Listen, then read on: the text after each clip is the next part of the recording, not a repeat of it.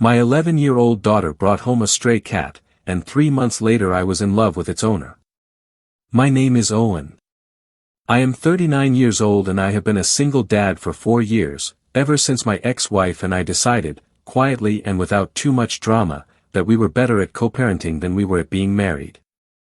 We have one daughter named Gracie who is 11 years old and who is, without question, the smartest and most conniving person I have ever met in my entire life, and I mean that as the highest possible compliment even though I didn't fully appreciate it until she had already outmaneuvered me completely.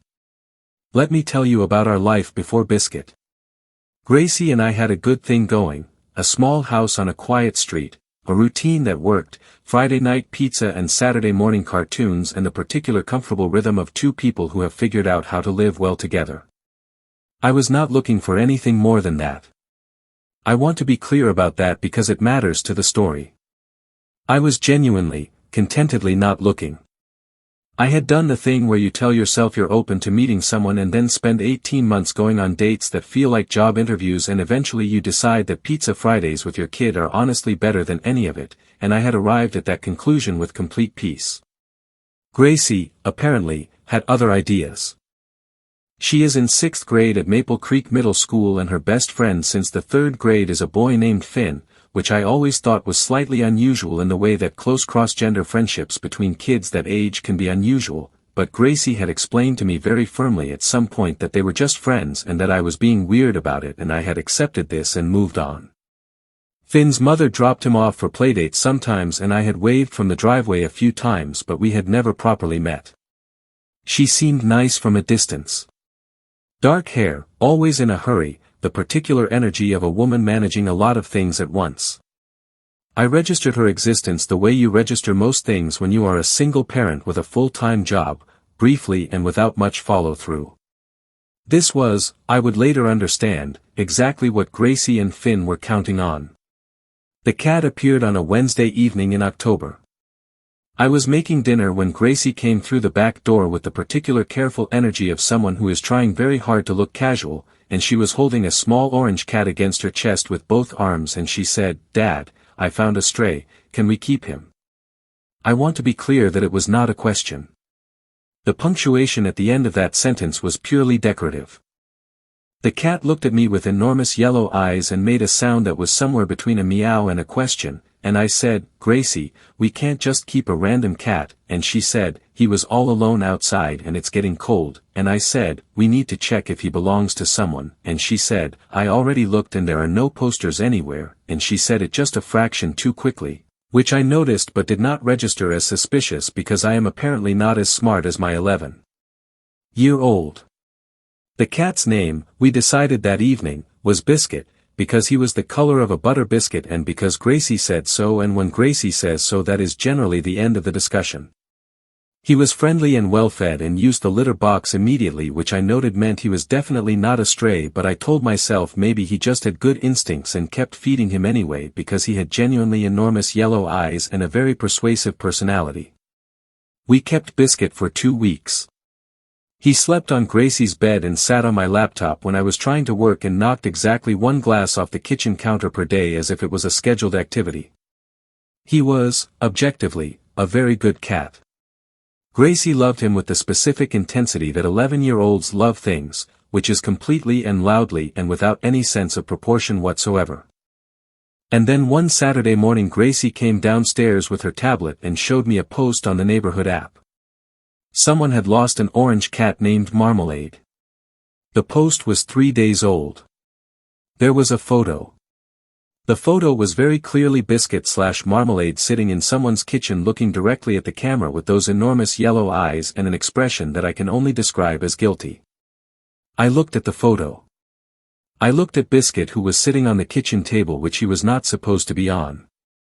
I looked at Gracie. "Gracie," I said. "Did you know about this post when you told me there were no posters anywhere?" She looked at the ceiling. She looked at the floor. She looked at Biscuit. She did not look at me. "Gracie. The post wasn't up yet when I looked," she said, which was technically an answer to my question and also somehow the most lawyerly response an 11-year-old has ever given me. I called the number on the post.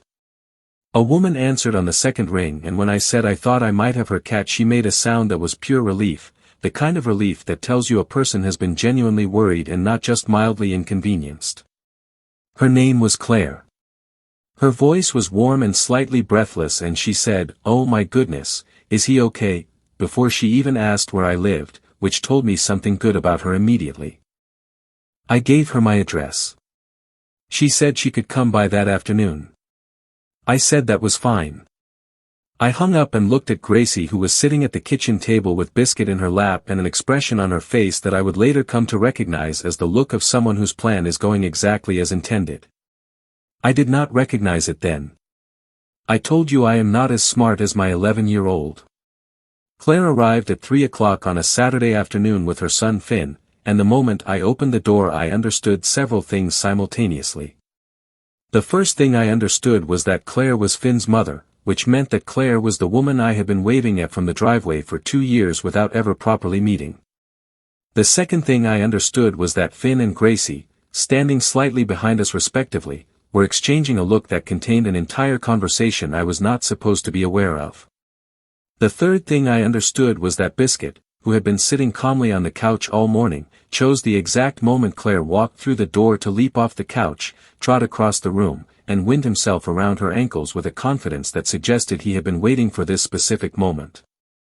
Claire crouched down and picked him up and buried her face in his fur and said, "Marmalade, you absolute menace, I missed you so much," and he purred so loudly I could hear it from 4 feet away.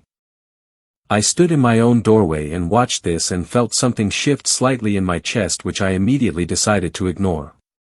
"I'm so sorry about this," Claire said, standing up with the cat in her arms and looking at me properly for the first time. She had dark hair and the kind of eyes that are somehow both tired and warm at the same time, which is a very specific combination that I have since decided is the most attractive thing a person can look like. "He gets out sometimes and I've been looking for him for 2 weeks. I was starting to think," she stopped. "Anyway. Thank you for taking care of him." "It was mostly Gracie," I said, and I turned to gesture at Gracie, who was standing in the hallway with Finn, and both of them were very studiously not looking at either of us in a way that was so deliberate it was almost theatrical. Claire looked at them too. Something flickered across her face, a recognition of something, a slight narrowing of the eyes, but she didn't say anything about it. "Can I offer you coffee?" I said, because it was 3 in the afternoon and she had just driven over and it seemed like the polite thing to do, and Claire said yes before I had fully finished the sentence, which told me she wasn't in a hurry to leave, and I found I was glad about that. We sat at the kitchen table while the kids disappeared upstairs with the speed and efficiency of people who had been waiting for exactly this opportunity.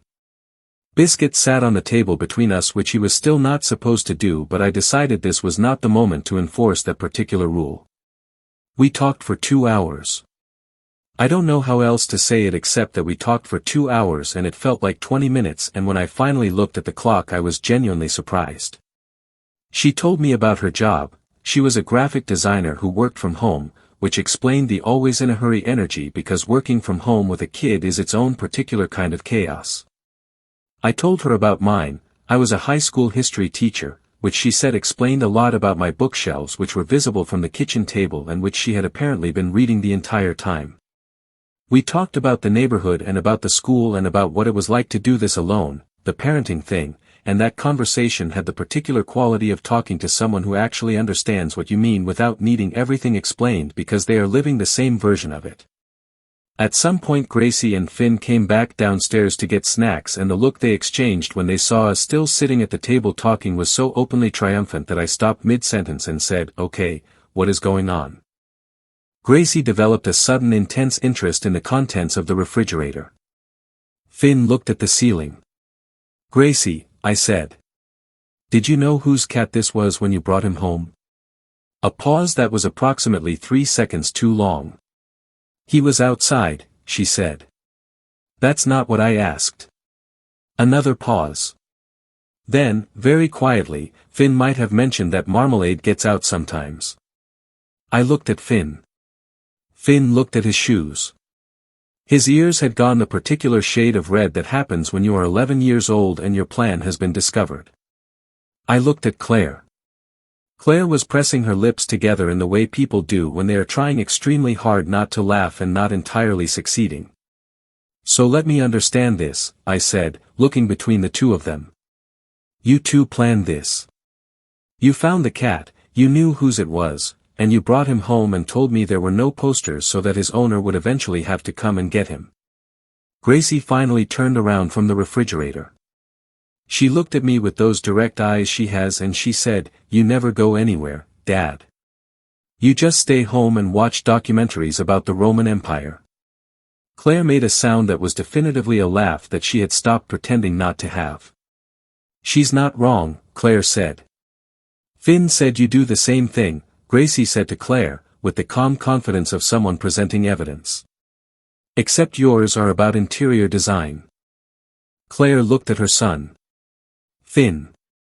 You do," Finn said, with the simple honesty of someone who has already been caught and has decided that full transparency is the only remaining option.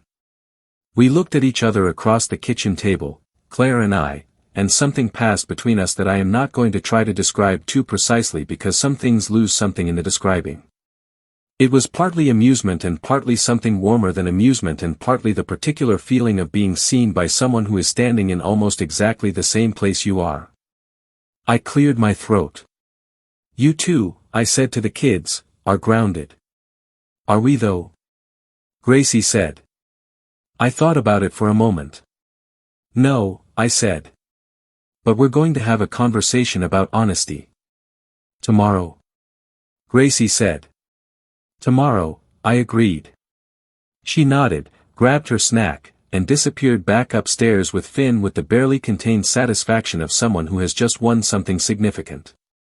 Claire and I sat at the kitchen table for another hour after that. Biscuit fell asleep between us. At some point I made more coffee and she stayed for it and we talked about things that had nothing to do with cats or kids or plans, and when she finally stood up to leave she paused at the door and said, "I'm sorry about the deception." "The small criminal one, I mean." "I'm not," I said. She looked at me for a moment. Then she smiled, the real kind, not the polite kind, and said, "Neither am I, honestly." We had dinner the following Friday. Just the two of us, no kids, no cats, no schemes. She laughed at something I said about the Roman Empire and I told her it was a perfectly reasonable thing to spend a Friday evening watching documentaries about and she said, "I know, that's why I said it," and I thought yes, this is exactly right, this is exactly where I'm supposed to be. 3 months later I still think that. Every single Friday.